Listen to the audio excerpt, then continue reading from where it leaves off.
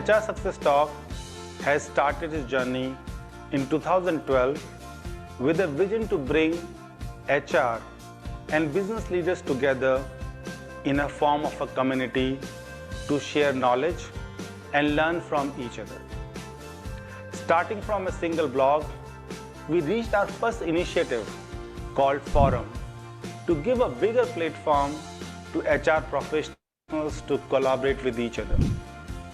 Later, we realized that we need to connect our members in person along with online.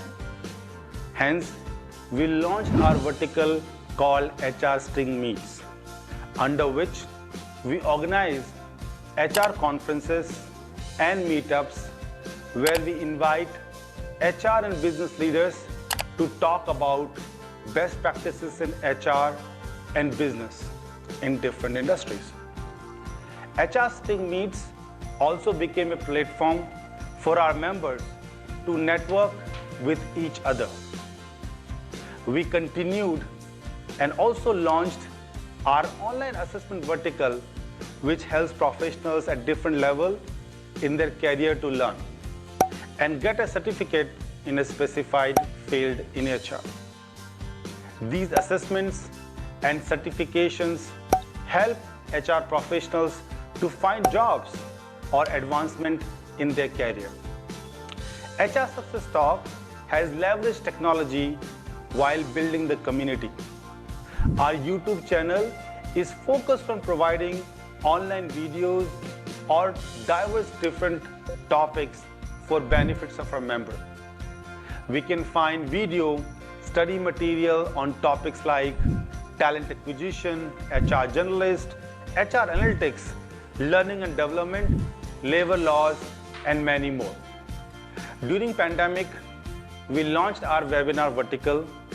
Again, with the use of the technology, we continued our mission of sharing and learning from each other.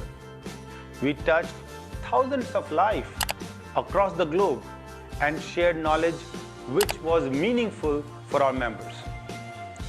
In HR Success Talk, we believe in recognizing and appreciating the contribution of HR and business leaders in their field, which is equally important. Hence, we launched our award vertical to provide a platform to professionals to give an opportunity to showcase their contribution and get recognized for it. We believe in fairness and capability. Hence, our jury and selection process is built in such a way that it provides opportunity to those who really deserve it. HR Success Talk has a very good presence on multiple social media platforms and other communication channels like Facebook, LinkedIn, Instagram, WhatsApp, and Twitter. You can also visit our website www.hrsuccesstalk.com to read some interesting blog by our HR bloggers on trending topics and issues. We are a huge community with global presence in multiple countries and thousands members and growing every month. We provide a platform to our members where they can learn from each other, can share their knowledge, and knowledge for others' benefit, build relationships and networking, and leverage this networking in any way they feel like. We have so many stories where our volunteers have leveraged this platform to find jobs, get new business opportunities, find a mentor to guide. It is up to them how they wish to leverage and use our platform. And guess what? You don't have to pay a fees to be a member or fill any form. You can be a member by click of a button by liking our Facebook, LinkedIn page, or any other social media channel. Simple, isn't it? You must be wondering how we manage all this. Yes, you guessed it right. We have a force of highly talented volunteers who spend 3 to 5 hours every week of their time for this community. We also invest highly on the development of our volunteers and our HR team organize exclusive training sessions for them. Some of them have started as volunteers and today they are playing the leadership role in this community. If you also have the zeal and passion to serve the HR community and time to contribute, you can send your resume at info@hrsuccesstalk.com to be our volunteer.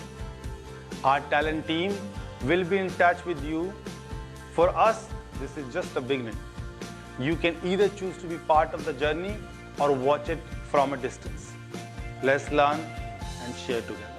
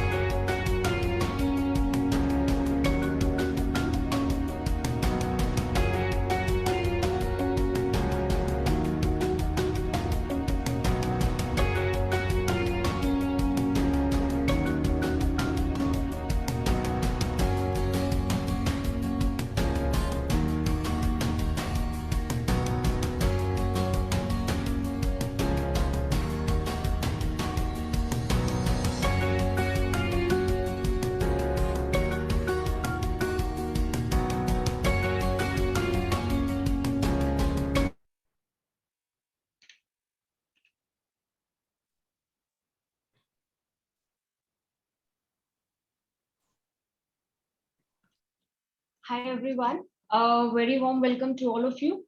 I'm Kritika Ghatge, a talent acquisition specialist associated with HR Success Talk as a manager HR. Well, today we have come up with an interesting topic, redefining the total rewards. Today's webinar is hosted by HR Success Talk, supported by our partner Cognyfy Delhi, GLA University Mathura, and Amrita Devi Foundation Uttarakhand.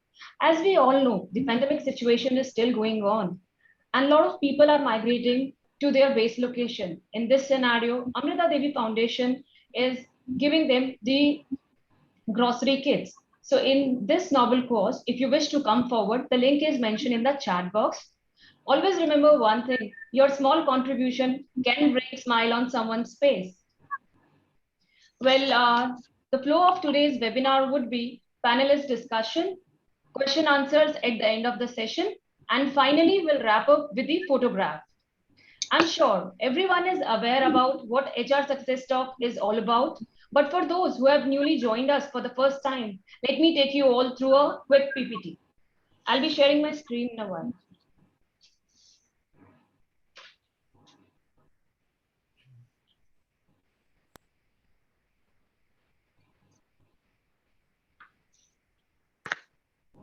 I hope my screen is visible, Kyle. Yes. All right. Thank you. Well, HR Success Talk is an HR community by HR for HR, and of lately, business leaders have joined us across the industry. It has founded in 2012. We have built up a professional network of around 125,000 HR professionals. It's very much visible on screen. Our presence is not only felt in India, but have extended to Ghana and UAE. Well, our country head, India, UAE, Ghana. Now, the reason why we exist, the vision is to provide a platform wherein the HR professionals and business leaders come together, share their knowledge, and maximize on their skill set part. Few of the advantages of being a part of HR Success Talk, utmost important is networking. Over here, you will get an opportunity to meet professionals across the industries. You can benefit your Amrita, getting a job and a business opportunity. The kind of relationship built in between the mentor and mentee is immense. And that's how the sharing and learning process takes care over here. To grow our vision, we have created a learning ecosystem. The first one is webinar. With the onset of pandemic, we started our webinar vertical. So far, we have done 28 webinars since April 2020. These are the few glimpses of the webinars we had in the recent past. The upcoming webinar is on leadership development. Now, just a moment. The upcoming webinar is on leadership development. This webinar will enlighten you on effective communication, people management, decision making, and employee empowerment. Well, all these things will help you in developing leaders for the future. It's going to held on 7th of August. The link is mentioned in the chat box. A must to attend webinar. Kindly register yourself. Now the next platform is HR Forum. So far we have registered members of around 20,000. A lot of information related to HR gamut is posted there and it has been answered. All the queries are answered by our team members also over there. We have a huge social media presence. The forum, WhatsApp, Facebook, website, YouTube, Instagram, LinkedIn, Twitter.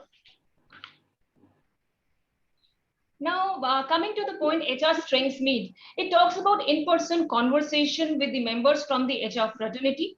So far, we have done 20 HR meets in last 3 years. The few glimpses of the events we had in recent past. YouTube channel is again our one of the platform, whereas a lot of information regarding the HR gamut is there. Topics related to learning development, emotional intelligence, HR analytics, and many more. So far, we have updated 257 videos and 11 YouTube video series over there. Well, today we are about to launch our YouTube playlist on HR audit. Assessment and certification is again another platform. So far, we have done 17 online assessment and certification. These are the few glimpses of the assessments we had in recent past. We are soon going to come up with assessment and certification on HR audit. The last date to register yourself is 6th August. The link is mentioned in the chat box. Kindly register yourself. Young Minds, in association with HR Success Talk, has come up with a certification workshop on talent acquisition strategy. It's an 8 hours workshop. The details are mentioned in the chat box. Kindly register yourself. HR Awards is again another platform for us. So far, we have done 4 HR Awards. The fourth one we held recent last week. What a gala event we had. This time we received 120 nominations, and out of 120, 37 winners were declared, and one of the winner was from Philippines. To know further about how the 5th event will going to be, stay tuned to us. Link is again mentioned in the chat box for our HR Awards website. Register yourself. Blogs and website again is another platform wherein a lot of recent updates regarding the HR gamut is there, be it employee engagement, performance management, labor laws, and many more. So far, we have published 220 plus blogs on our website. Meet our founder, Mr. Govind Negi, Senior Director, Talent Management and Delivery Center Lead, 3-Pillar Global. Our advisors who support us, guide us on daily basis. Our team, our support system, our strength. As very much visible on the screen, 64% of volunteers are women. Every organization has a structure well in place. Similarly, we as a community has a structure in place. Now, a few qualities that we look forward in a volunteer, one, it should straight from the heart because it's a non-pay work. Second, the person must have a hunger to learn, very enthusiastic towards the work given to the person. And finally, if the person can spare some time from his busy schedule. These are the few openings with us: blog, branding, sponsorship, community collaboration. If you wish to volunteer with us, the link is mentioned in the chat box. Kindly register. For further queries, you can email us also on info@hrsuccesstalk.com. Now, coming to our webinar, total rewards, redefining the total rewards. Earlier, there was only one fitment size for pay design structure. Now with new normal, it won't work. Things have changed drastically. So I really look forward for this enlightening session. I'm sure the participants must having a lot of questions in their mind. They can share it across on the chat box and it will be answered by our panelist members. Before I introduce our speakers and moderator, there is a fun-filled activity for every one of you. Please check your chat box. The link is mentioned by Nishant. It's on Mentimeter. Kindly click on it. The website will open and you have to answer yes and no.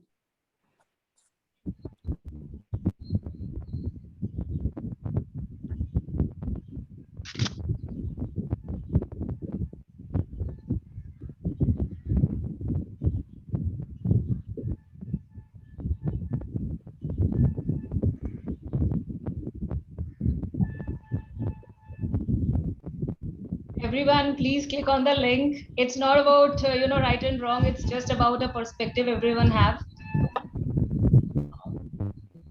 So please click on the link of Mentimeter.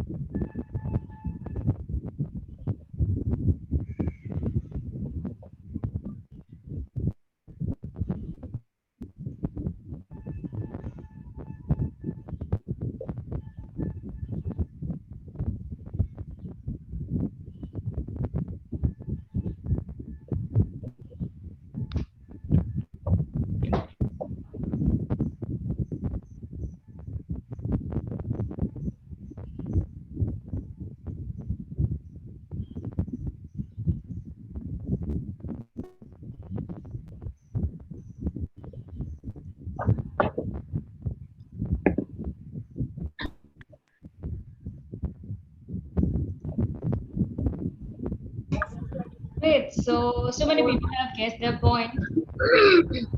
Let's move on to the next question. Nishant, can you please paste the link?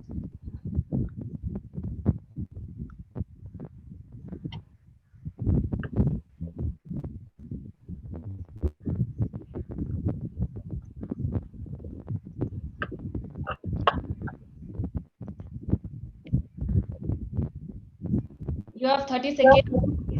Click on the link of Mentimeter and start answering.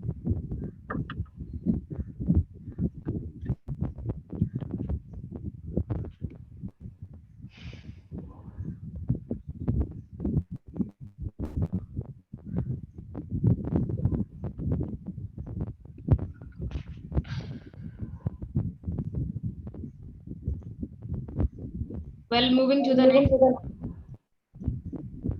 next question.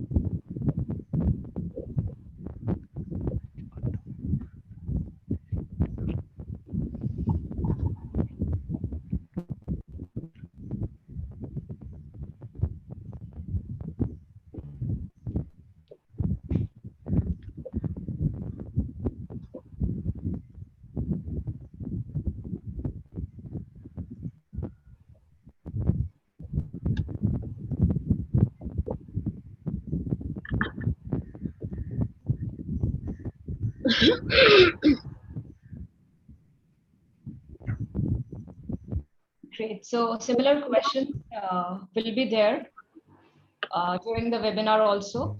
I'm sure everyone would take chance of it and give your perspective towards it. Now moving forward, I'll be introducing moderator of the day, followed with our esteemed panelist members for today. Our moderator of the day, Ms. Rashmi Mansharamani. She is CHRO, the Wave Group, comes with 20 plus years of experience, a certified master competency assessor, change management expert, and an executive coach. Now our panelist members, Ms. Vinti Mehrotra. She is the Deputy Director FICCI, comes with 15 plus years of experience. She has played a pivotal role in setting up national HR interventions at FICCI from the scratch. Soumia Pai, she is a Senior Manager, Total Rewards Infosys, comes with 14 plus years of experience in design and execution of diverse people management frameworks.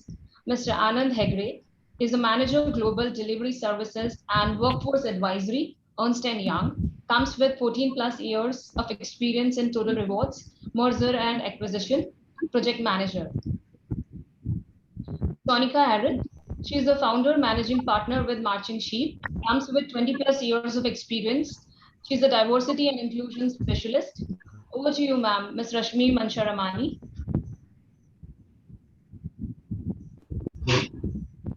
Am I audible? Yes, Rashmi. Am I audible? Yes, Rashmi, you are. Yes. You can hear me, yeah? All of you all? Yeah. So good morning to you all. Thank you for joining this webinar. And thank you for allowing me to be the moderator. I'm really excited to be here. And I also would like to thank the panelists, all of them, Vinti, Sonica, Soumya, and Anand. Thank you for joining us today. We really look forward to your inputs, to your perspectives, and I'm sure there'll be a lot of takeaways, and we're really excited about that.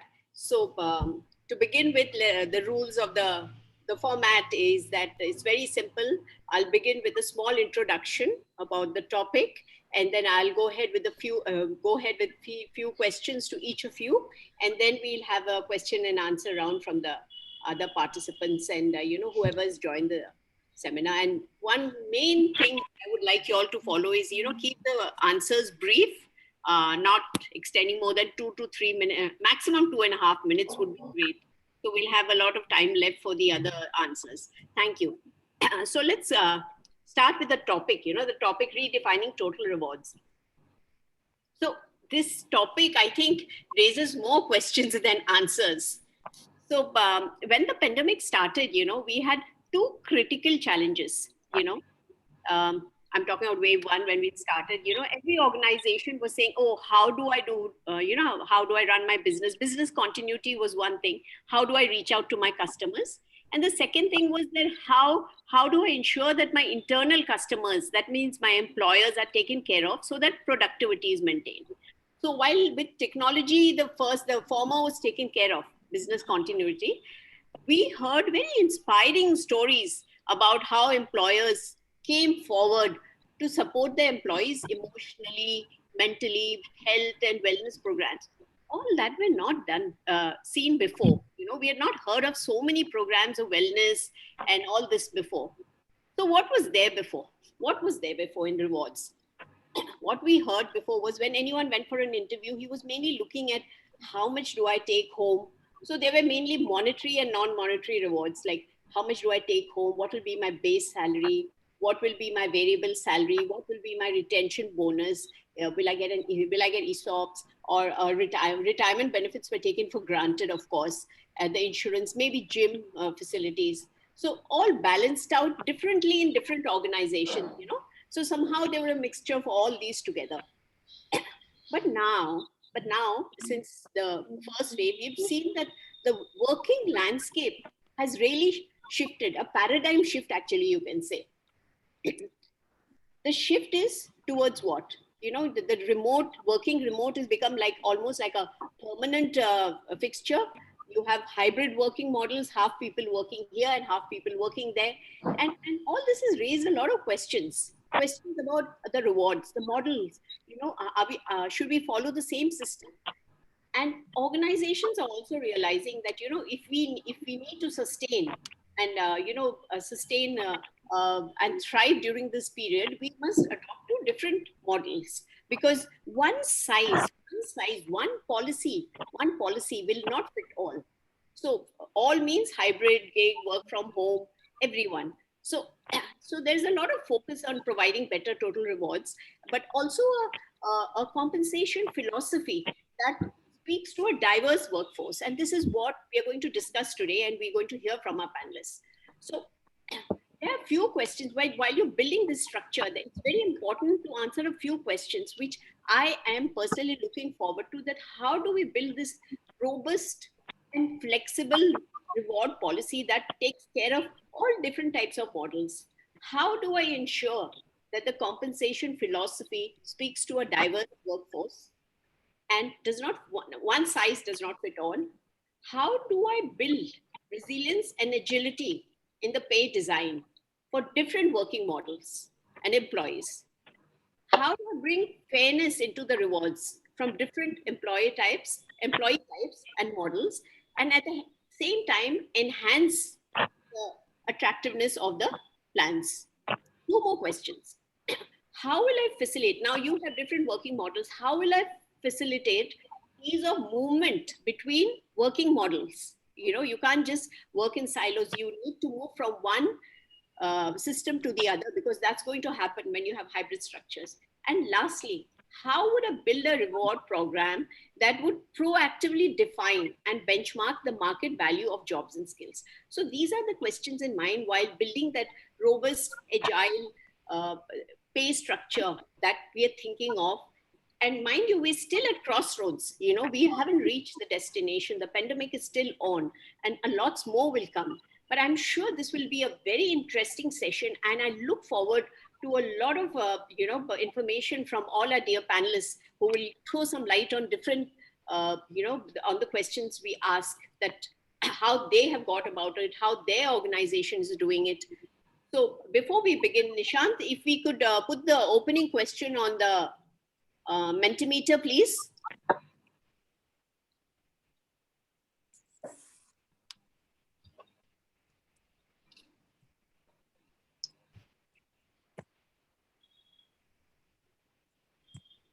Yeah, is this the link?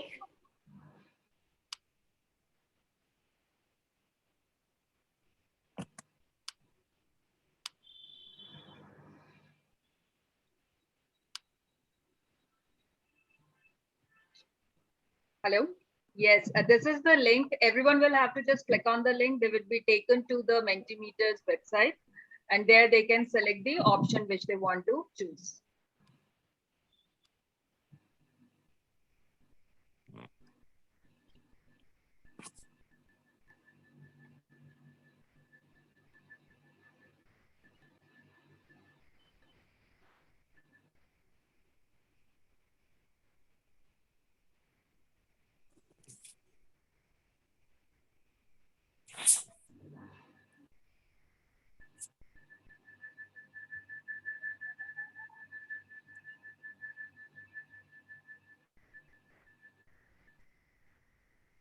Yeah, I would request you all to participate in this,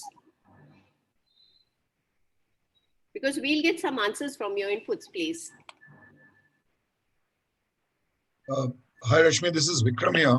Yes, Vikram. I just wanted to understand, how do I select multiple options? You can select, once you click on the Mentimeter link, it'll take you to a place where all the options. No, Rashmi, I'm already on the Mentimeter page. I'm just looking at how do I select multiple options, because that's not an option. That's not an option. It's not a checklist where you can choose multiple options. That's what I wrote in the chat as well. That it should have been a multiple option question. Yeah. Checkbox. Okay. Sure, we will take care of it next time. Okay.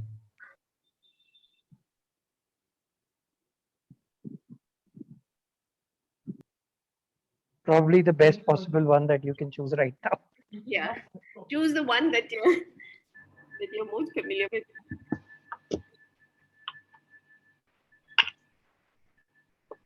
You can click on the link once again and select the secondary and tertiary option as well. Yeah, that's what I did. Keep on clicking the ones you're familiar with. Your organization has at least.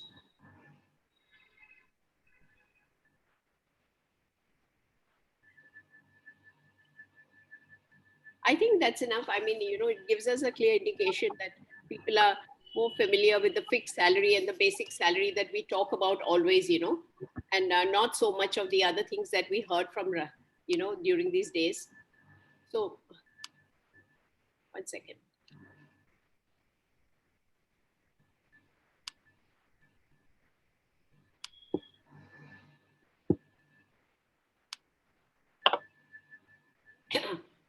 So we start with the questions and answers now. And my first question will go to Vinti and Sonica.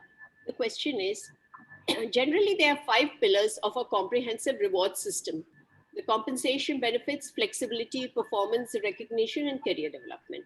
Also, the reward system is a blend of monetary and non-monetary rewards. It can generate valuable results in terms of increasing productivity and loyalty, and has hiring advantages, of course. What are the new inclusions in the reward system due to the pandemic, and how are they balanced with the rest of the components? Vinti, can you take over first?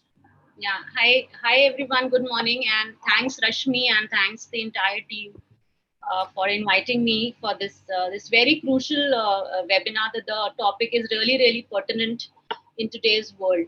So I think, as Rashmi, you rightly said, that in the pre-COVID world, linking pay to performance was actually the right way to drive superlative performance.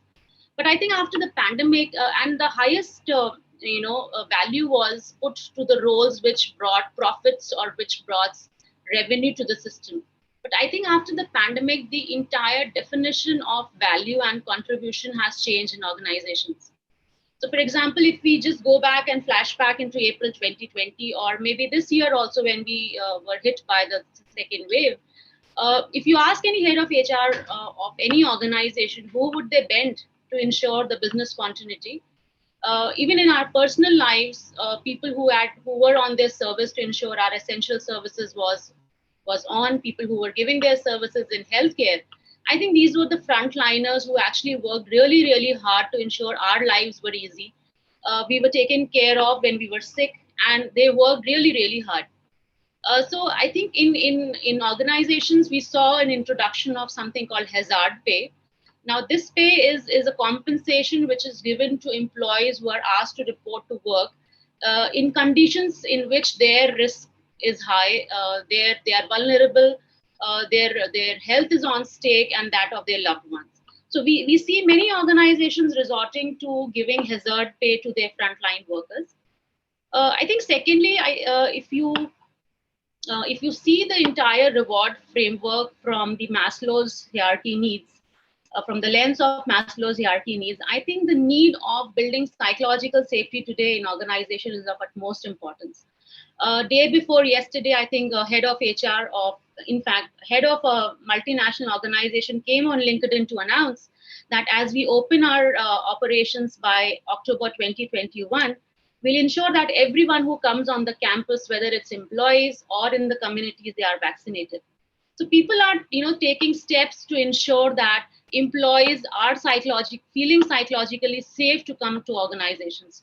FICCI had, rolled out various vaccination camps for their employees, for their families, to ensure that we all feel safe in going to, to their offices. In fact, when my husband's company, my mother-in-law also went to get vaccinated, and that's where she felt so connected that we are also made part of the entire reward structure.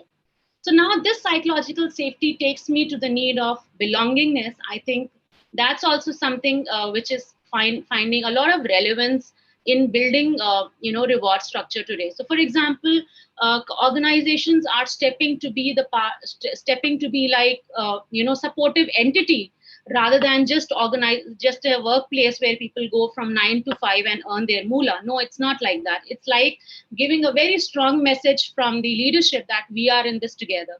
So we have had organizations where through their organization network, parents were checked on. So for example, if I'm staying in America and my parents are living in India and they are all alone, so there were organization networks which were leveraged so that the families are also brought into the entire scheme of things and they feel belonged in the whole thing. There was an organization who said, okay, the summer holidays are on, the children don't have schools to attend. So the older children of employees came together to help the younger children of employees. They formed a club so that their engagement can be built, because we know a distracted employee cannot be a productive one. So the sense of belongingness is also being built in, and a lot of reward options are emerging because of this need. Now, moving on to the third need, which is the need of, recognition, the need of building in more self-esteem. Many companies are putting in effort to ensure that, they recognize their frontline workers. We've seen a video on the WhatsApp where President Biden was also seen congratulating and boosting a morale of a frontline worker. And a lot of letters were being sent from the CEOs to these frontline workers saying that you have contributed, so thank you for that. So small things like recognizing and efforts like these go a long way in building self-esteem and recognition. Because if you see anyone who was working in an ICU around the clock, was it just the financial reward? No, it wasn't. If we compare their financial reward vis-a-vis the work that they have brought in, I think it was nothing. It is something beyond the financial rewards. It's something that you are connected for a larger purpose. It's something that you're contributing in society's health and welfare. And that's where the recognition for the frontline workers from the top management is gaining momentum. Bringing everyone on the team together to say thank you to each other for anything that they have done. They did a survey after that, and they saw that engagement levels were as high as 45% by just saying thank you to your team members. So some non-financial steps like these were taken. One thing that I really see now is ongoing focus on the caregiving support, because we all know that in the absence of social infrastructure for caregivers like creche or daycares, they were not there. So many organizations came together not only to redefine the definition of who a caregiver is, bringing LGBTQI community into the fore, and breaking the stereotypes of a gender binary caregiver. So a particular gender can't just be a caregiver. Anyone who's nominated by an employee can be a caregiver, and that's why those rewards and recognitions could be offered to them. There's a company who said, okay, you can't come to office, you're a new caregiver, we can give you 2/3 of your pay up till 12 weeks. Or you can hire a nanny and we'll reimburse it. So a lot of focus on caregiving support is being done by organization. This is over and above the wellness initiatives in terms of your physical wealth, in terms of your mental health. A lot of EAPs started regaining momentum in organization employee assistance programs. A lot of temporary health applications were given to employees where the impact is more but the permanence is less. For example, all of us at FICCI got an health application where we can teleconsult a doctor and during the pandemic.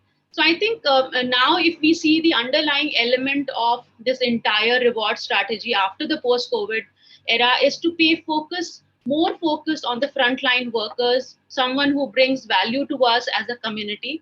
And secondly, organizations, utopic it may sound, but organizations might think of moving from being a capitalist role to more socialist and more altruistic role. And that's why the entire rewards and recognition philosophy will rewind around this. So that's all that I can. There are numerous examples which we can see. We recently did a compendium at FICCI where we discussed all the best practices post-COVID in terms of the entire HR life cycle. There are numerous examples. We'll shortly present that compendium to each one of you to go and reflect. But in the interest of time, I'll hand over to Rashmi. Thank you for that. Thank you, Vinti.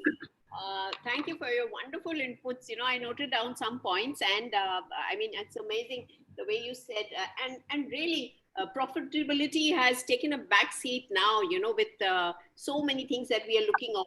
And the example you gave of hazard pay was something that became quite common, and that you mentioned it, that this reward to the frontline people who worked in the areas of risk, who took risks to, to do the job.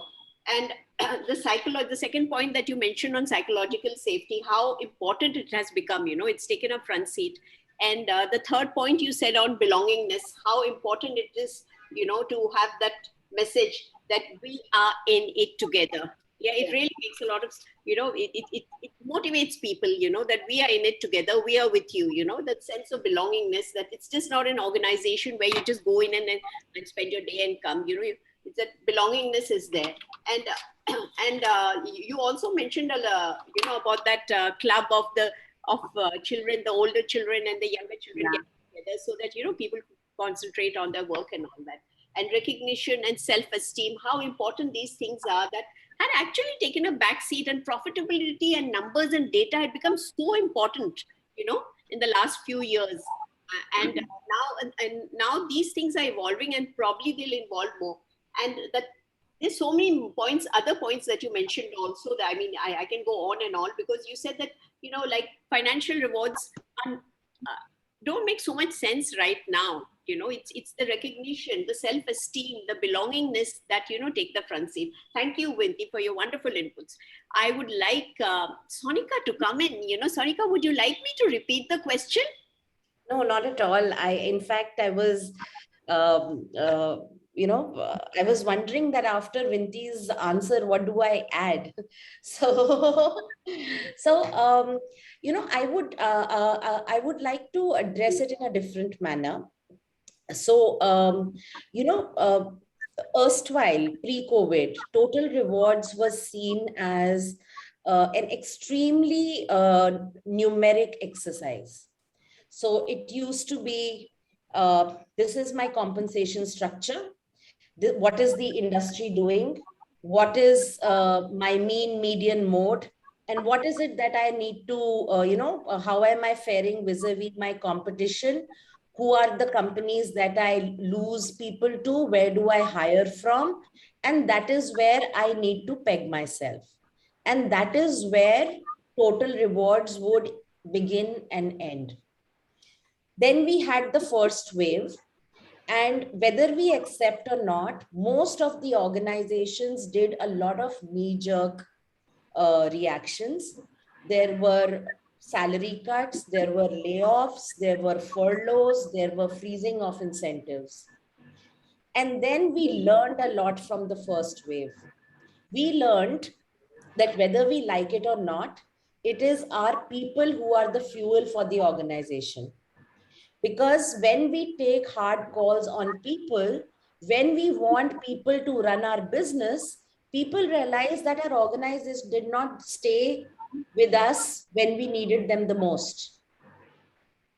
And that is why everything that Vinti said about sense of belongingness, about psychological safety, about hazard pay, about standing next to employees happened in the second wave. It did not happen in the first wave. In the first wave, we had 3-minute Zoom calls. We had people calling people on WhatsApp and saying, if you do not resign in the next 3 days, you will not get your relieving letter. We had all kinds of nonsense happening, right? So I am known to be blunt, people, so don't take it in the negative manner. I am not an HR for any company. I'm an HR consultant, so I can call the shots the way they are. So, right. So from that perspective, a lot of nonsense happened in the first wave, but organizations learned that people realize that when organizations don't stand next to you, those are not the organizations we want to work for. And you need people. People are your greatest asset. Your machinery depreciates. Your product devalues or your product gets obsolete. Your services will need to be revamped. Your technology gets obsolete. But your people are the only asset which appreciates with time.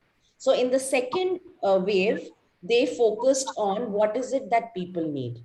Now let's come to how it impacts rewards. Now there's tangible and there is intangible. Now in intangibles, you have your fixed pay, variable pay, cash rewards, and then there is something known as long-term value creation in the form of ESOPs or long-term retention and blah, blah, blah. Then you have something known as intangible benefits. And Vinti spoke a lot about things like how do you give benefits in terms of hazard pay, or, you know, people also came up with medical policies, vaccination drive, sense of belongingness. They came up with child care. So for example, Mondelez came up with a beautiful policy which said that for all new parents, irrespective of gender, during the pandemic, we are going to reimburse the monthly salary of the nanny, because taking care of a newborn child is impacting productivity.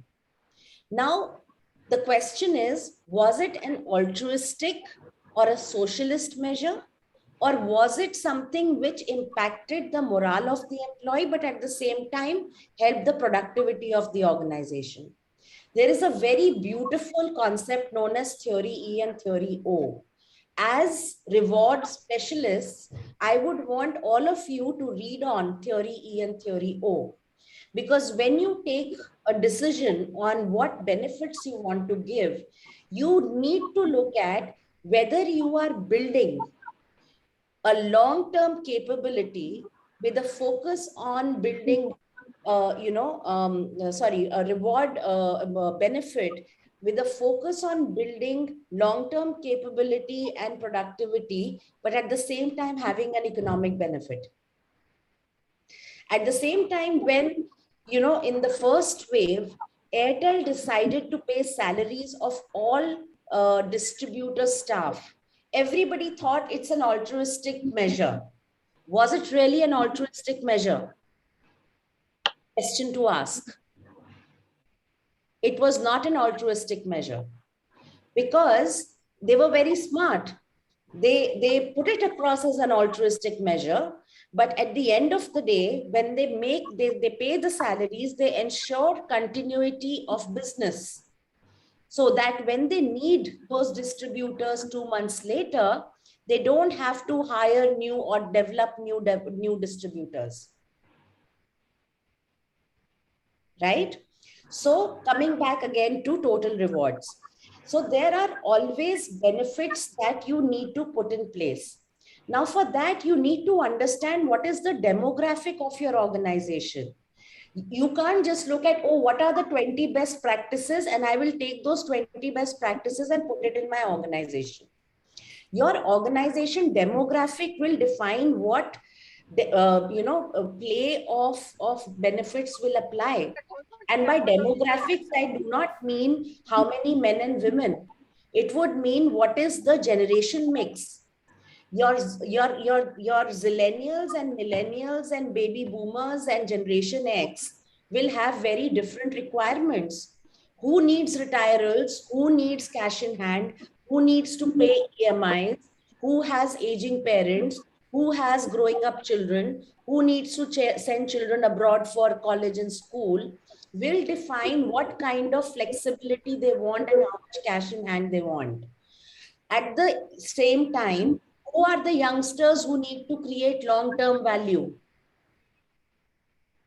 So depending on that, you need to create your reward strategy. Now, Philips, for instance, created a flexible pay plan. They said, you decide how you want to structure your pay plan. You decide what is the percentage of cash in hand and what is the may I request all participants to be on.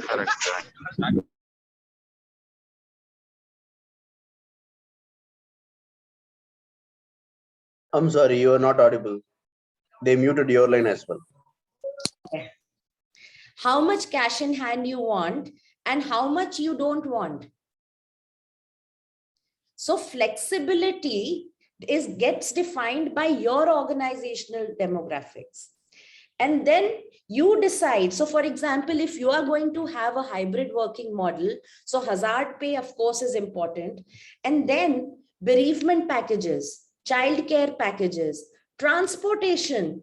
If you are calling people to work, you've got to give them transportation. You can't expect them to travel by metro when there's a third wave coming up. Healthcare. Why only EAP? And I always fail to understand that why does any organization look at every vertical in a silo? Why do we look at total rewards as a silo? When Vinti spoke about sense of belongingness, right? Sense of belongingness, I'm sorry, Vinti, I'm crossing, sorry, Rashmi, I'm crossing my time. This is my last point. When we talk about sense of belongingness, a comp and ben manager will structure the total rewards. But end of the day, a sense of belongingness is driven by the managers. You have to equip your managers to drive psychological safety. We talk about EAPs.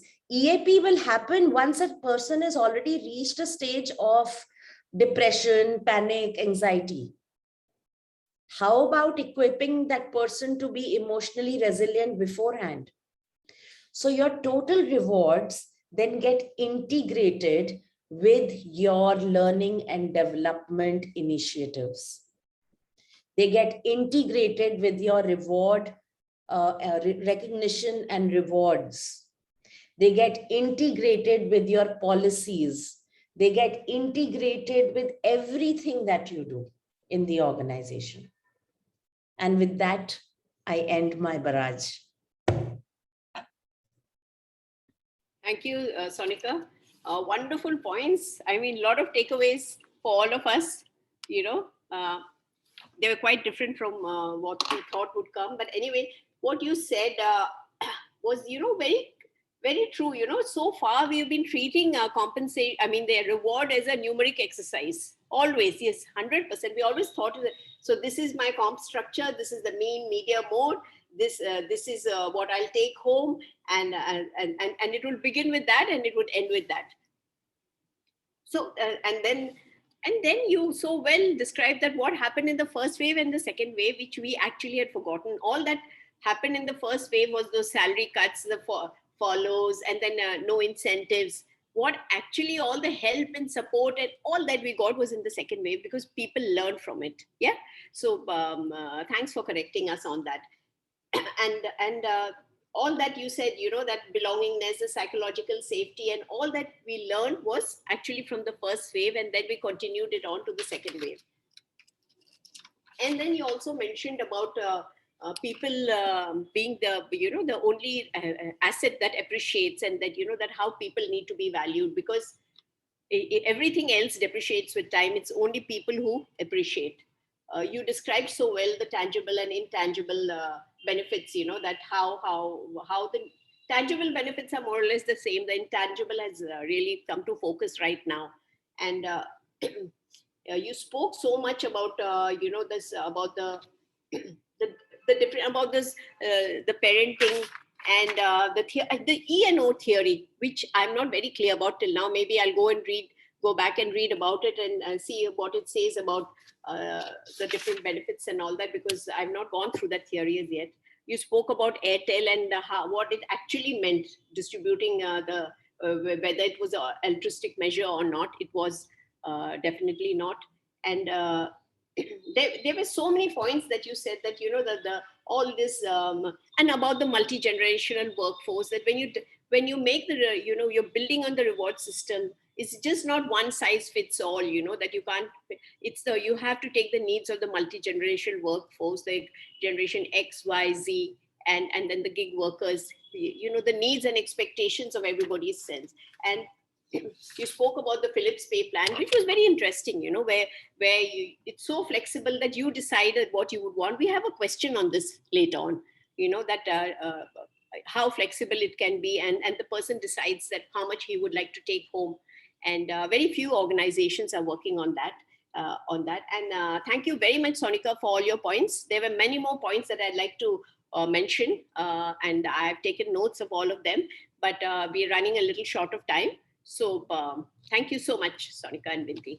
I'm so sorry for that, Rashmi. As I said that, I tend to get into a barrage.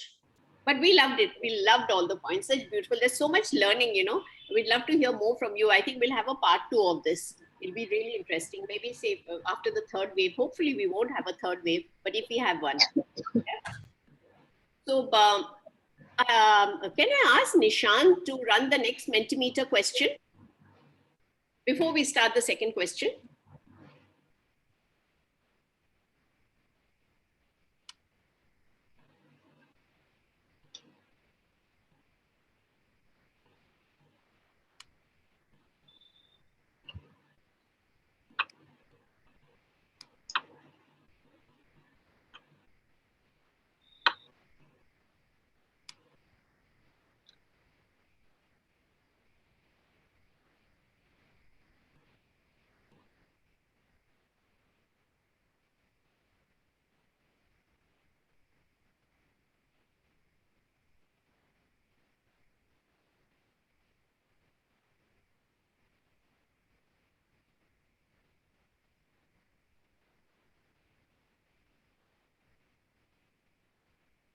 Oh God, it's a 10 or a 10, 12, 13.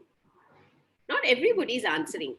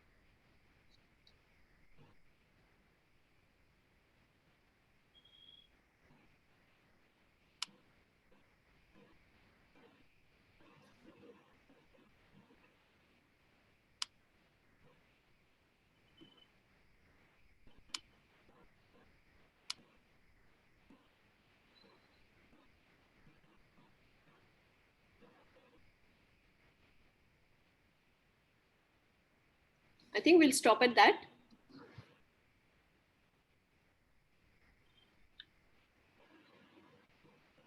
A few lines on that I'd like to mention, So, initially when work from home started, then employees were very happy, why? Because the work-life balance was getting into place.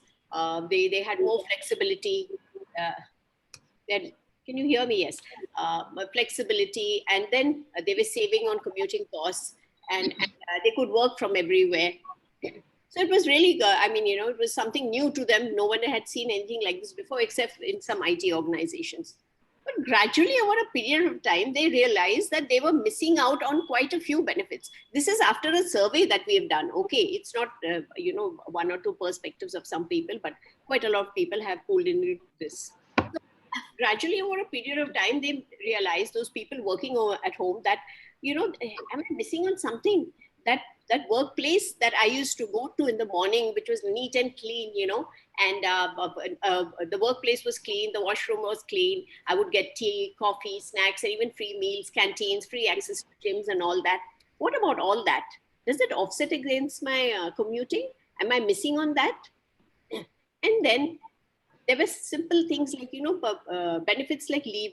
There's something like casual, sick and privileged leave that we've heard for hundreds of years. What was casual leave for earlier? Casual leave was because, you wanted to take a day off. You wanted to sit at home, just not go to office, maybe go to the bank, or maybe now you can't even go to the bank, rarely go to the bank, and sit at home for a day off. But it's quite meaningless now if you're working from home to take a casual leave. So you lose out on those benefits. So these things cannot be ignored. They're things that made sense earlier are meaningless now, for people for working from home or working from office. So definitely we asked this question on the Mentimeter. There have to be reasons for having differentials of pay. And we'll come to the next question right now. on that. I'm Payal. I'll be changing the sequence because I would like to taste. Okay. So my next question is actually addressed to Anand. Anand, you're there. You can hear me? Yes, Rashmi. Yeah. Anand, today we have a diverse workforce, hybrid, work from home, gig, with diverse expectations and needs. In view of this pandemic shifts, how has your organization or any other organization you'd like to, quote, built in resilience and agility in the pay design for different working models? Okay. If you could throw some light on that, Anand. Sure. So, first of all, Rashmi and team, thanks for this opportunity. And I think after Vinti and Sonica, I'm searching again, even I'm searching for the points, to be very honest. More than from EY perspective, where I'm currently working on, since I belongs to the consulting world, probably I can put some lights on across at a global level what is happening. Traditionally our thought process was like working always from office and all those things. And what pandemic has done is that they have changed that entire thought process, not only from the traditional employees or probably even the organizations. And from the HR point of view, from the learning development side, or even to business support point of view, we spoke about agile methodologies and processes, even some of the policies and all those things, how it needs to be agile, right? But during these tough times, I think HR and the total rewards professionals were really put into that kind of a tested environment, having to quickly adopt or incorporate these emerging trends into their people strategy, basically. I think it's very, very important. EY has recently conducted from their workforce advisory levels, they have recently conducted one of the reimagined survey across the globe. And it's very important to note is that 54% of employees would like to leave the organizations if this kind of a flexibility won't continue after these pandemic situations. The result of this, I think 3 different types of working models has come out in the market, which is like, 100% in office, probably the hybrid, and 100% on site. So, 100% remote, hybrid, and 100% at office.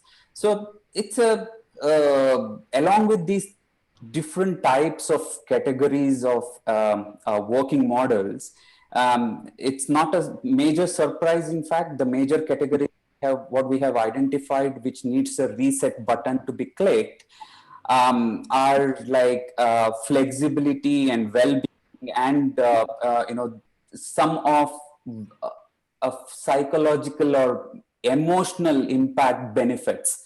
I think according to the survey, the 78% of our employers have mentioned planning to moderately to extensive way. They are bringing in some changes in their working models and also the associated with reward structure, especially from the well-being perspective, right? And the key changes or probably the enhancements expected in total rewards strategies are especially the healthcare plans, which are probably giving the more pandemic protections, which have taken more priority, and not only for in-house employees. Some of our clients have come out with the request to design the benefits plan for even the gig employees. That's very interesting, right? I mean, why most of the organizations hired gig employees is to cut down many of cost aspects. But this traditional way of thinking has been changed, and the new working models have come in. And as a result of that, even for the total rewards professional has to enact very quickly now. Along with these healthcare plans, reviewing the time off policies and the technology enhancements. And when I talk about technology enhancement, the HR role has become very, very prominent and very important, mainly because Along with the IT support who are working from, to the employees who are working from home, ease of usage of our internal HR operations part, or what exactly employees required on day-to-day their operations, has become more priority. Like, I mean, the traditional way of thinking highly secure day or secure data, that has slightly taken a step back, and giving how a belongingness and how we can make our employees' life easier has taken the priority. And along with that, I mentioned about the healthcare plans, reviewing time of policy, leave policies, and then ease of usage in organization technologies, enhanced options of the flexible working hours has taken again priority, with probably more flexible or custom-made benefits plan, which is like Vinti, Sonica were already mentioning. Very interesting point has come out recently when we were doing a client project. I would not like to take the name of the client, but it's probably I can give you the sector. The logistics company, and it's the logistic companies is very tradition, and they are not adopted to the new way of working. And now we are currently designing the new working models for them. So imagine the paradigm shift from the previous, probably wave one, before wave one, and now after the wave two, the kind of situations in working models, how it's been changed. And more importance is being given to employee value proposition. I think by including the elements of such as well-being and talent development, work location or the schedule of the work, and also majorly the experience. These are the factors which have taken, I think, important points while you are designing the whole reward philosophy for your different categories of employees. And our majorly the clients are looking for sharpening their geographical pay, or the different approaches how they are going to pay to their employees. They are mainly concentrating on either location-based pay or probably the value-based pay structure. I think this is where our total rewards importance comes into the picture, when we are differentiating our the pay structure for different categories of employees. How we need to balance all these things, I think that's very important. And I think as per the recent one of the surveys, there are only 20% of employers have tested and executed their the different working categories or working models already. And you can imagine the kind of scope what we have as a total rewards professional in coming days. So be ready for it. I think we all have exciting time ahead. With this, Rashmi, handing it to you.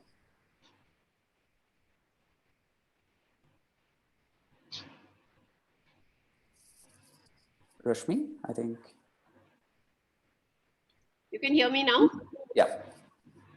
So, Anand, thank you for your inputs. It's always nice to hear the big four and the big three, because they always lead the way, whatever you say. So, yes, HR had a major role, as you said, in the new emerging trends.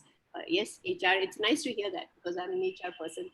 And what you said was very interesting. That 54% of our employees said in a survey that if flexibility is not there, they would not like to continue. That's nice, because flexibility is like becoming an important. It's an important component right now. It's needed, and it's good that people expressed it. You spoke about the three models of course, totally remote, then totally from office, and the hybrid, and what are the different components that need to be incorporated, and how different organizations are balancing it in a different, a different way, one to another. And as consulting organizations, you would be doing a lot of designing of all these structures, and how healthcare has taken a primary role, and technology enhancement being also one of them. So IT support, belongingness, life, how life is becoming, being promoted in a better way. And when you spoke about this logistic company that being traditional, that the fact that they came forward, to even to incorporate something new, it's a big thing by itself. I think, that's one big step that, the pandemic has taught all of us, that it's better, you just can't continue the way you are. You have to change, otherwise you will perish. You need to change, or you need to take the steps. And it was good to hear about that. And how you also spoke about location-based pay and value-based pay. Value-based pay has been there, and location-based pay also is becoming is something new and is becoming very important. And how all this is balanced together to make the models, different models, and different for different worker types and different location types. Thank you very much. Thank you very much, Anand. And maybe we'll move on to the next question. And 1 second.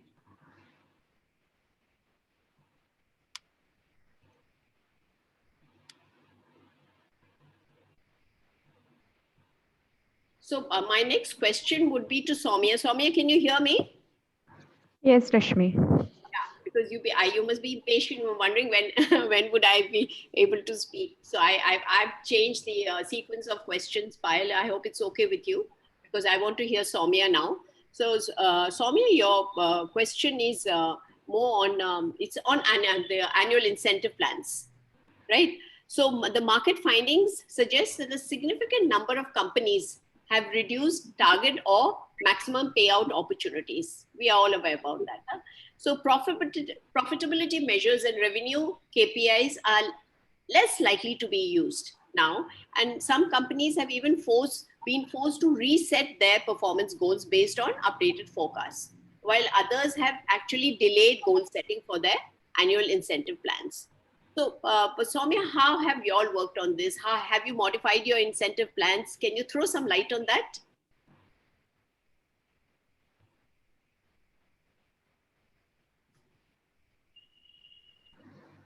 Soumia, you're on mute. Sorry, am I audible now? Yes, Soumia. Yeah, sorry about that. So thanks, Rashmi. Thanks for your question, and thanks, team, for having me here. It is a wonderful opportunity to share my views here. But I would rather bring a lot of view from IT industry standpoint, because I am from IT industry, services industry. So if you really look at it, this entire thing was kind of a knee-jerk reaction, like Sonica mentioned earlier. We did see a lot of job cuts, or in some of the industries, not specific to IT industry. We did see a lot of deferment of compensation revisions, and be it promotions deferred, etc. But all that was I would say it was for 1 or 2 quarters in the start of 2020. And later things started getting better. The sentiment started changing, and we actually started seeing an accelerated growth when it comes to IT sector. And that was mainly because of the digital transformation. According to a study, I read that we are actually 5 years ahead of our projections. So that's the kind of growth we are seeing.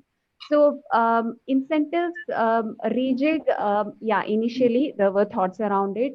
We have not done anything because things changed so drastically, suddenly, and all that. But what I feel is where the change will come is for the organizations where we are driving performance or rewards through performance. Those organizations or those reward strategies is where we have to actually focus on, which means that it is about managing the performance for this hybrid workforce. It will also mean that we will have, see, in my mind, hybrid was always there, okay, at least from the work standpoint. But what will happen now is how you're managing the performance. So getting your goals right for the people who are in either remote or this one, to ensure that their performance is taken care of, because always it is about goals, getting it right and all that. I don't think it is a challenge when it comes to getting it right, because it is something which was there. We were working out of various locations and all that stuff. But the point here would be that some of those casual conversations or some of those conversations which we used to have, uh, thinking about the long-term strategies, is a miss now. We are more into these virtual calls, standard calls, and all that, wherein employees are not getting that kind of view on what we are working towards in a long term. And if your performance is linked to your rewards, coming back to that, it means that you need to have that long term goal. So maybe some work around that, some work around performance management is required. But in a long term, rewards, I feel, will move into an outcome based rewards. It was always there, a bit of it. But if we are talking about having gig workers, part time workers, full time workers, this becomes more relevant. In a way that if we are not able to give a high level rewards philosophy to all the employees, it will be very confusing for them. So the high level reward philosophy would be that we are moving towards, say, outcome based rewards, and whatever you bring onto the table is what you get paid for. So maybe your variable part might go up, your fixed part might reduce to whatever is the extent which is required, and benefits will take a larger seat. So that's how we are looking at it. Definitely, there will be a rejig which is going to happen, but it will be taken up considering all the current issues we are grappling with. So, handing it back to you, Rashmi. Thank you, Soumya. Yeah, it's good to hear that the IT industry, is doing well, and you all are almost, like you said, 5 years ahead of time. And this is mainly, of course, primarily, like you said, it's due to the digital transformation. Every organization actually is going through a digital transformation. Otherwise, with the lockdowns, there's no business continuity. You need to have a digital transformation if you need to reach out to your customer. So the IT companies are doing very well, and so it's very so many of the points that I did mention earlier may not be relevant with the IT companies, but you did mention very well that the performance has to be linked with reward somehow or the other, and it has to be outcome based. Especially where you said you also mentioned about the gig workers and the freelance workers, because if it is linked to the performance, what they bring to the table, the outcome is most important, and that's what they're paid for. And lastly, the point that you said, a very important point is that, about the fixed and the variable pay. If this is the way, if we work on the benefits, the variable part will go up and the fixed will get reduced. That's a very interesting point. Thanks, Soumya, for your inputs. Thank you. Wonderful. Thank you. I'm going a bit fast, but Nishant, can we have the next Mentimeter question, please?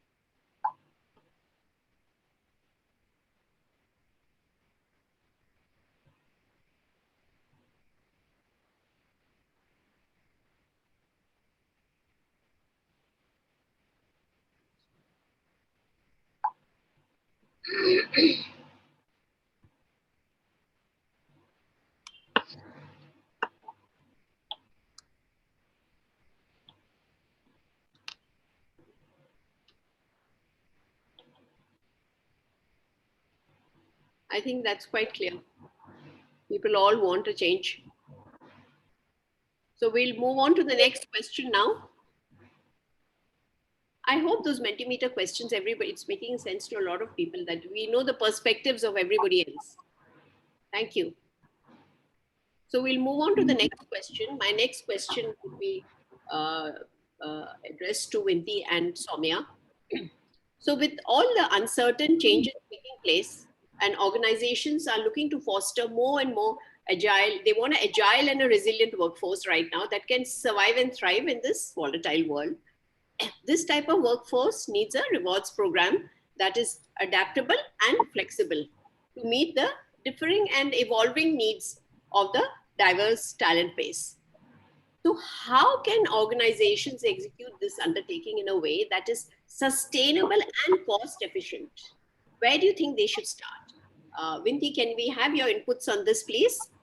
Yeah, I think Rashmi, this is a very, very pertinent question again. And I would like to address this question in two parts.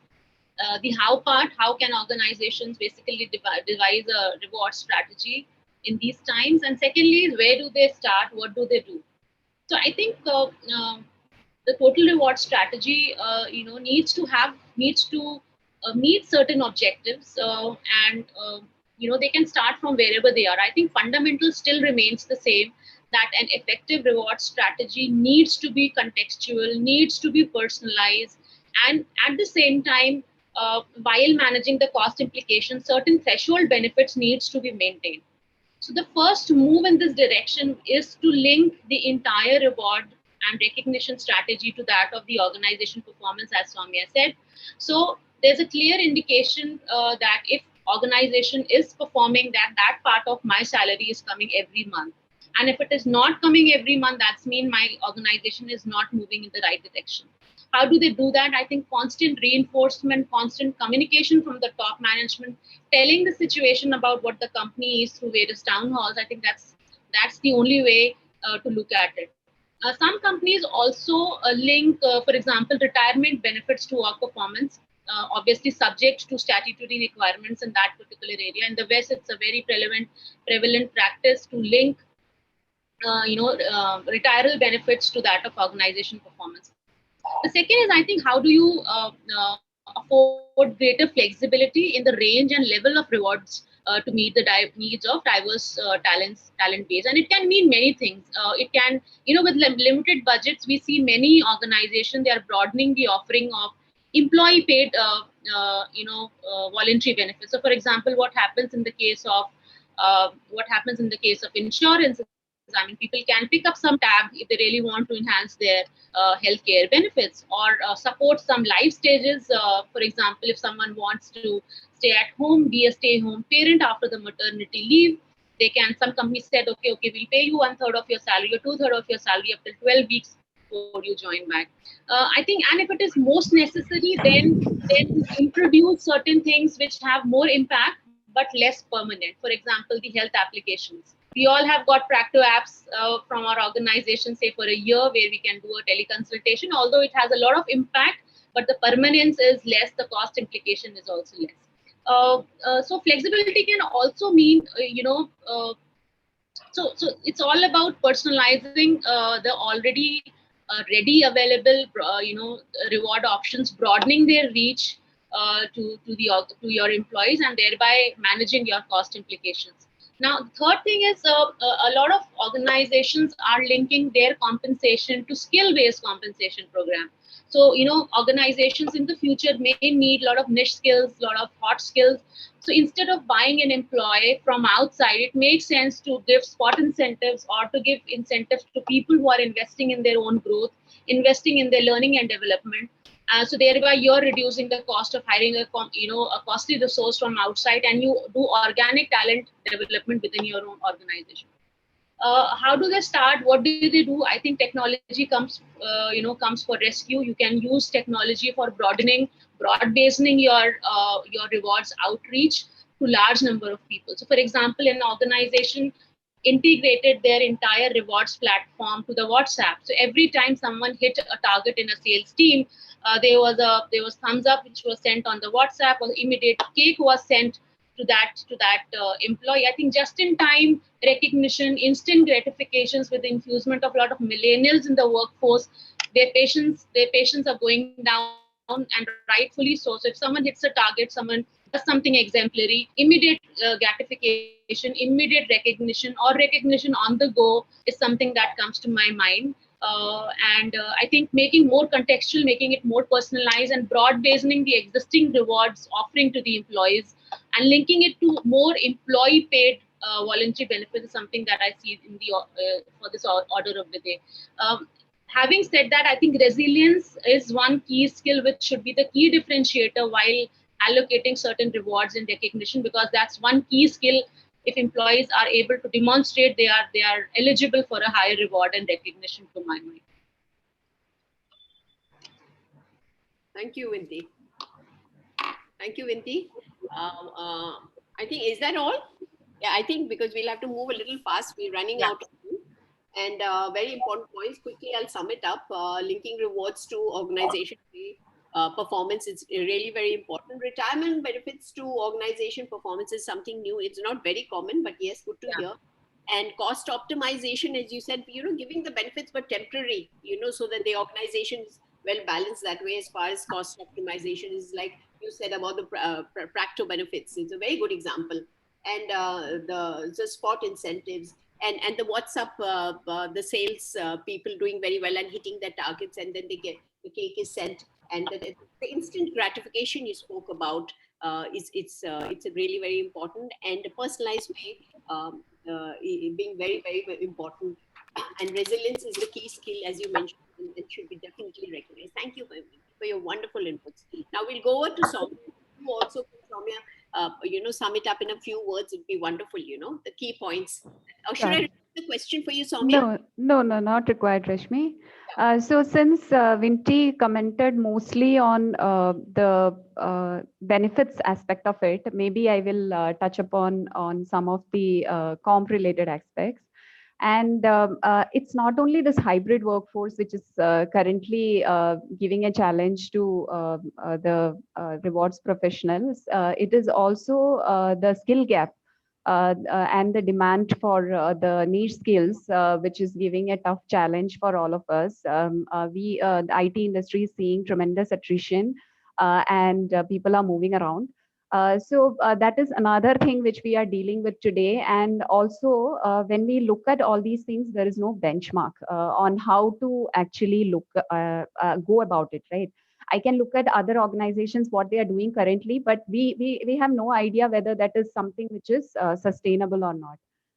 So how I would suggest we should be going about this thing is that look at some of the short-term and some of the long-term strategies.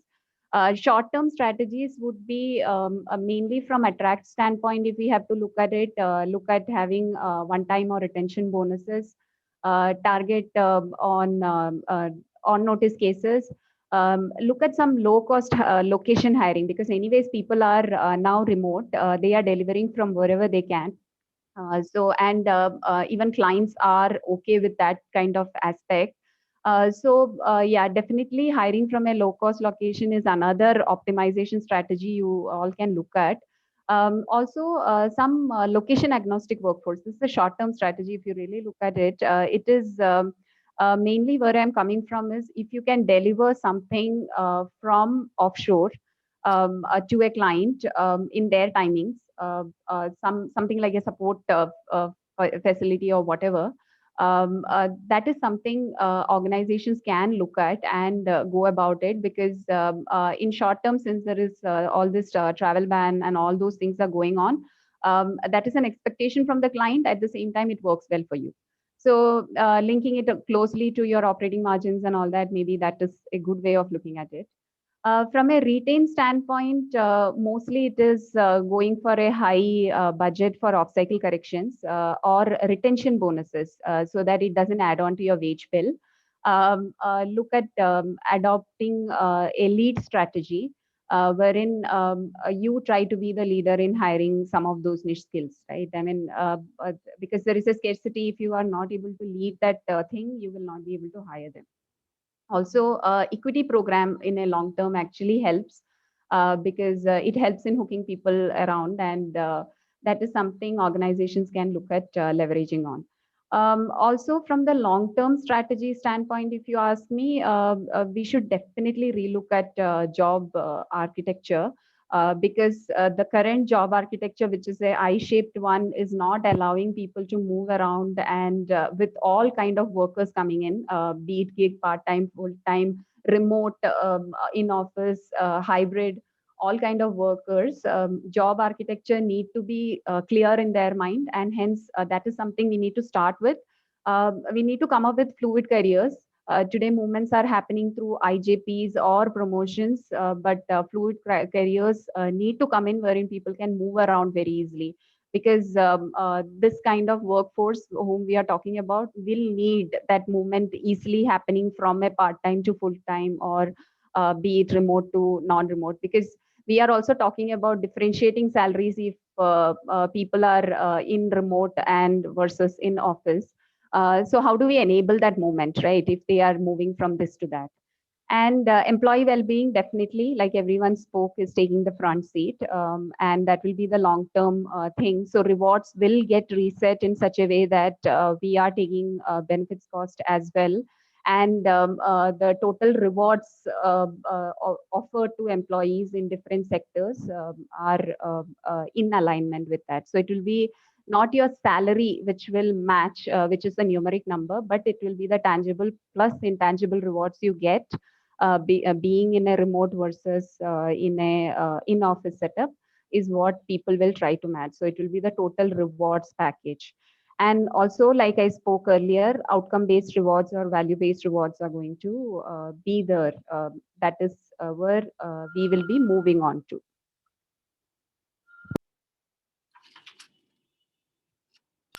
So that's it, Rashmi. Yeah, thanks a lot. To sum it up in few lines, because we've got very little time left and we still have 2 questions to go. We have Sonica and Anand to answer 2 questions more, because we really want to hear them too. So you spoke about the skill gap, which is really a really pertinent point, and how there's no actual benchmark, and how do you go about it, and you also mentioned about the retention bonus. You did mention about those points that would be useful right now, right? Like the retention bonus, the equity programs. What was interesting was about the fluid careers, movement. Right now, we only mainly have IJPs, but moving around, if you want people to move from one job to another with different skills, because if you skill yourself, the fluid careers would be very, very, very important in the near future. The employee well-being being a very important factor, and the total comprehensive reward package would be outcome-based, would be really very important. So thank you very much, Soumya. There's a lot of points and we need to catch up on that, because it's too short a time to pick up all these points in a jiffy. Thank you. So we'll move on to the next question. The next question is to Sonica. Sonica, you're there? Yes, madam. How sweet. Don't call me madam.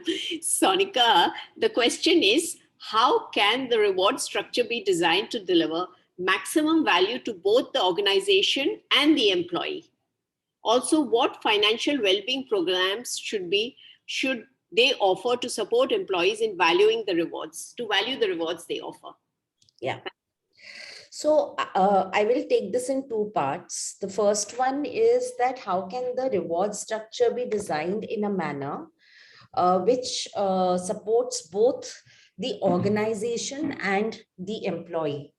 So I think I addressed a part of it in my first question, so I'm not going to spend too much of time on it. I think the organization needs to get a sense on the demographic spread within the organization, understand what is it that they want, and I think a little bit of flexibility around what will work for the organization or their people. We had recently conducted a pulse survey on the evolving expectations of employees from their employers in today's context. And then we had followed it up with a panel discussion with HR directors and CHROs from diverse companies. And we found out that what people essentially want is flexibility. Because people today, when they're working from home or in hybrid working models, they are not working in office and they are not bound by one structure, by one way of working, by one set of policies. And hence, to be able to do their jobs, to be effective, to be productive, to be enabled, they require flexibility. And that flexibility pervades everything. That pervades in their working hours, their location of work, in their salary structures, in everything. So when we look at enabling reward structure, we would look at a flexible and reward structure and benefit structure that benefits everyone, that enables everyone. That is number one. The second thing that I would like to address is that financial well-being. Just like we spoke about emotional well-being, mental well-being, financial well-being. See, the fact is the last 18 months have impacted financial well-being. When organizations have gone ahead and frozen increments or have frozen incentives, bonuses, or have reduced increment percentages, or have sent people on furloughs, it has impacted their impacted them financially. Now, at this moment, if organizations also take up sessions on financial well-being, because see, there are a lot of tools in the environment. Not everybody is well aware on how to use these tools for long-term wealth creation. Now, that is something which bothers me, which bothers everyone. How are these 18 months, and if this COVID is going to continue, how is this going to impact me in the long term? How is this going to impact my capacity to send my child for graduation? How is this going to impact my retiral? Is this going to postpone my retirement age? Suppose I wanted to stop working at the age of 50. Now will I have to end up working for till 58? And so on and so forth. There are so many agencies. I know for a fact that there are financial advisors who can conduct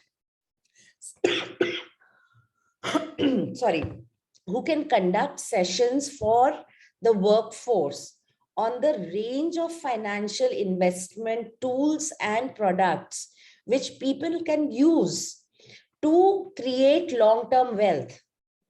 And that is something that organizations should seriously look at, along with emotional and mental well-being, financial well-being.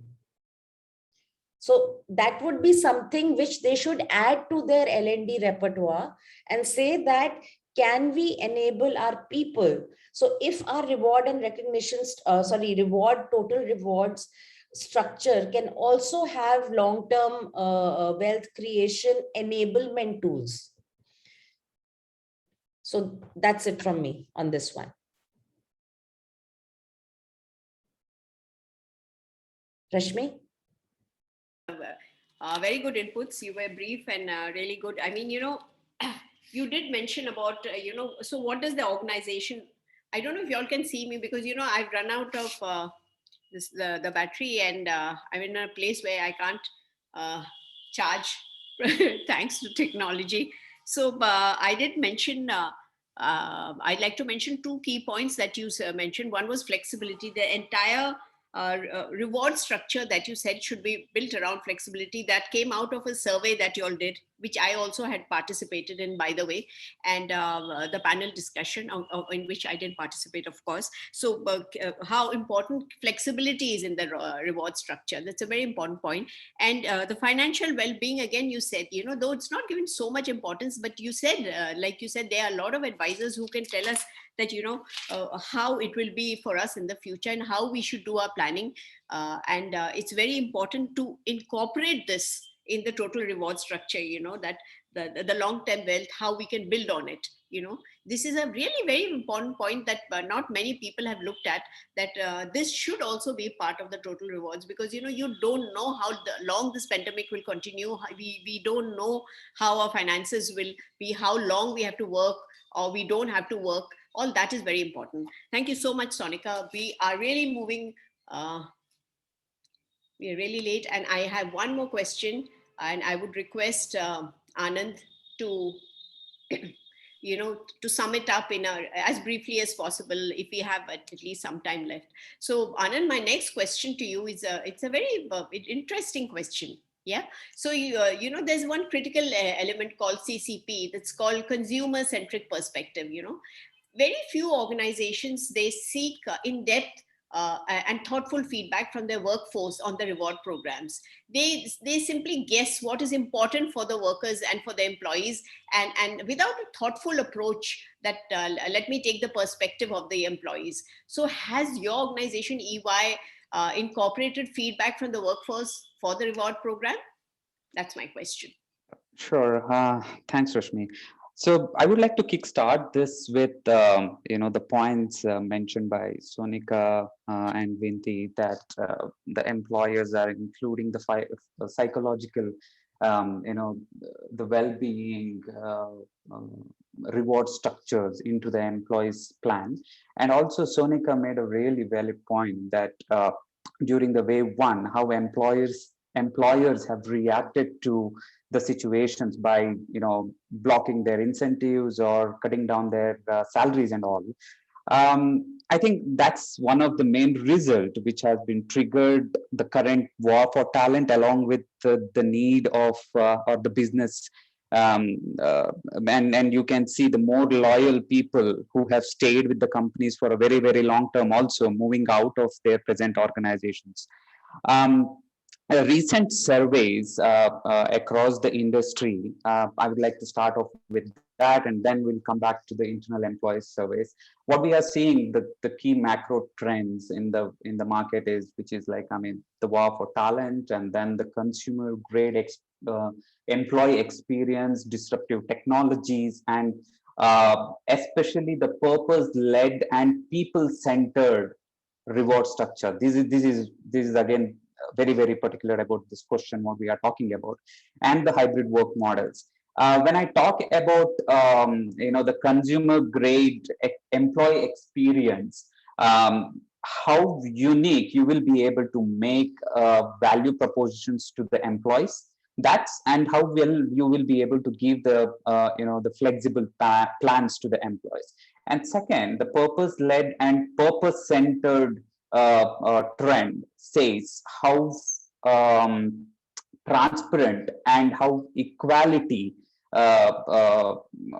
topics your reward structure includes, and whether your rewards models includes or support your the diversity and the inclusions, and also a different category of employees. So all these are triggering some more whether the business also thinking towards the employee or probably the consumer centric approaches in the organizations. And as per the latest surveys, the 74% of employers, they have already made some moderate to extensive changes in their the real estate footprint. So it's very interesting to see how the real estate segment will change for the organizations coming days, and how that will trigger to the employment models. Every organization is obviously looking for the better digital footprints. That's the reason we see the lot of demand for the IT sector and the niche skills in that areas. And within EY, I think in last 2 years, since the time we started started experiencing the pandemic, every 6 months, there used to be a short survey to the employees, how your emotional well-being is currently, or the result was especially towards how the reward structure or how our benefits plan are supporting your current needs. and whether the leave policies or the additional leave requirements are there, the existing leaves are, whether it's catering to your needs or not. So these kind of output-oriented questions, what we have triggered to all the employees to collect as much as possible. And as a result of that, we also introduced a different set of the leaves in order to support the people who are suffering, people means employees who are suffering due to these pandemic situations. I would like to give one, probably you can have this as a thought process when you are getting into the next increment cycles. How we are going to think our market benchmarking or market intelligence strategy, in the next upcoming cycle. Whether we used to do the location basis and their job families, job architecture based market benchmarking, but at the same time now, are we going to segregate employees who are working in office, who are working in different hub sites, or the home location? So this is one. I think a major changes which, as a reward professionals, we will have to think through, and made our employees, especially, they were really happy with our reward, leave and allowances benefits policy which we bought in. We bought the pandemic leaves, additional over and above the normal leaves, which not only if they are suffering from COVID, they can apply for their leaves, even some of the home, their near relatives are also suffering. They can apply those leaves, they can avail that, and it's almost like 21 working days. I think those resulted really well for us, and employees were really happy. And we as a company, and also what we are seeing currently in the market is, employers have already started giving the psychological contracts in terms of the reward structure, especially including their, reshaping their goals, job security aspects, and also some of transparent organization strategy and the culture. I think these are all adding up to the consumer centric approach in total rewards. I think we are being in HR fraternity, we are in the right direction, and the current business support is also great. So I think you can see more and more changes, agile methodologies, applications, and also the changes in the rewards philosophy going forward. I think we will be going ahead. I mean, we will be going away completely from our traditional approach, though the basics, base pay and some of the variable payouts will remain throughout. But along with that, the major concentrations of the employees will get diverted into a different aspects. Rashmi, over to you. Thanks, Anand. Thanks a lot. And I like the way, EY has done a lot, it seems, for the employees, and I've noted all the points, is beautiful. But what I liked most was that survey that you mentioned about asking the employees how good is where are you with your emotional well-being, whether the benefits plan supports your needs. I think that's very important, because most reward programs do not actually incorporate what the employee needs. They guess, and they don't know actually what is happening at the top level or whatever level. They take in whatever they want. So taking the approach from the employee is very important. And thank you very much for your points, Anand. Very, very beautifully put in. And we have so much of changes. I mean, who expected to conduct online yoga sessions or a Zumba sessions for employees, right? So you can see the changes coming up. Wonderful. It's really, it's ironic that, it actually needed a pandemic to bring about all these changes, We've done that before, but nobody realized, and hopefully we continue what we are doing right now. Thank you. Wonderful inputs. Thank you, Anand. So do we have time for questions now? Payal? Ma'am, we are short of time now. So how do we conclude now? We have one Mentimeter question left. Maybe we can throw that. And then... Yeah, maybe let's have one Mentimeter question.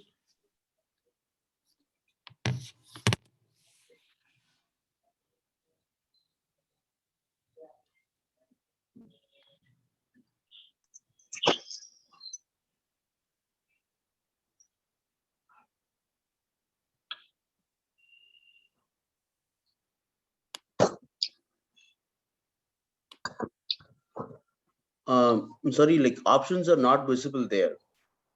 Not able to choose any option. I'm able to choose. I've chosen 3 already.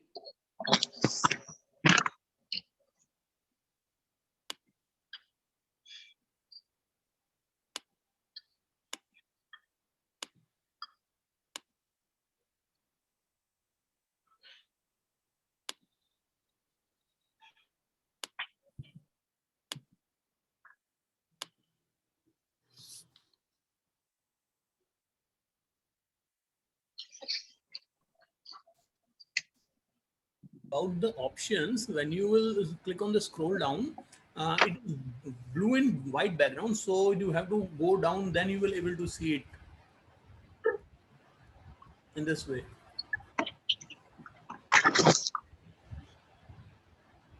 We can leave it, Nishant, if it's not working for all. Yeah, you can select the options, and then other options in this way you can select the options.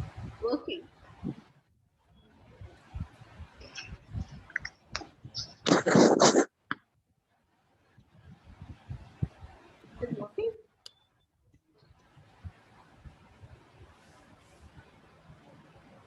Yeah, it is. There you go.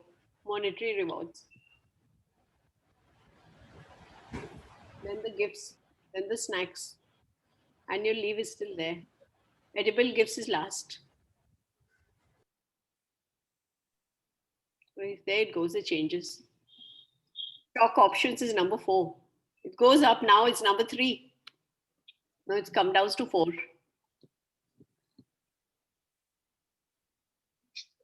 So monetary rewards is no doubt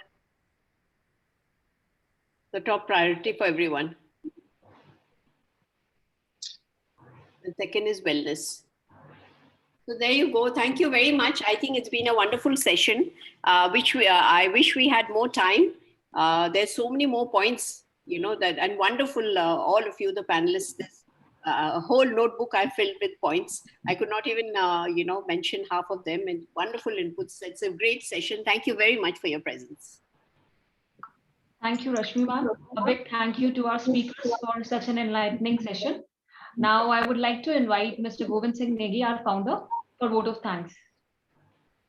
Thank you, Kritika, for asking me to give a thanks of vote to everybody. And I think one of the things which I wanted to take away from this session is to find out various ways by which we can implement more options. And work from anywhere is something which is there, and a lot of companies are going with this option, hybrid option. Some might come back to office. But I think what worked earlier in terms of total reward won't work now. And I'm not surprised with the survey that a lot of people wants monetary benefit. I think that will always remain the top of the head. And I'm in IT industry, and if you are in IT, you know what's talent war going on outside to hire, and we are giving counter offers, retentions, and I don't know what else to make sure our people are staying with us. But benefits like will always be there. It's a good value add for people, but I don't think people take decisions to join a company because of the benefits. They take a decision based on what comp they are getting there. So it's going to be always the top.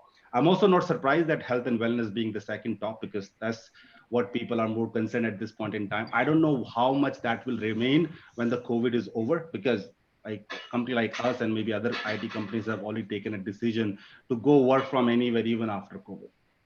But thank you very much, Rashmi, for moderating it so well, and also to all our speaker, Sonica, Anand, Soumya, and Vinti for giving your insights to all of us. And I took a lot of great points, and I hope that will help me to build the total reward strategy for my organization. Maybe if I can add one thing, I would add that as a HR and business leader, as a part of our total reward, we should also focus on career development of our people, because people do give a lot of value to it. And I think we spoke a little bit about how do we develop more skill and upskill our people. Maybe that's another point which, if I can add to all the great points we heard from both moderators and speakers. And once again, thank you very much for giving your time to come to our webinar and share it to our audience. Over to you, Kritika. Thank you, Govind. I request everyone to please turn on their cameras. We'll have a quick photograph session. Please turn on the cameras. Drishti. Smile, everyone.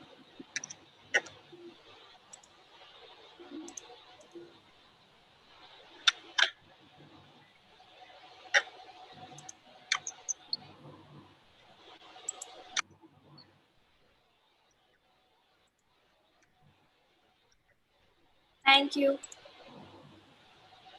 Thank you to all the participants for joining us, and a big thank you to our sponsors of the webinar. Thank you so much. Thank you.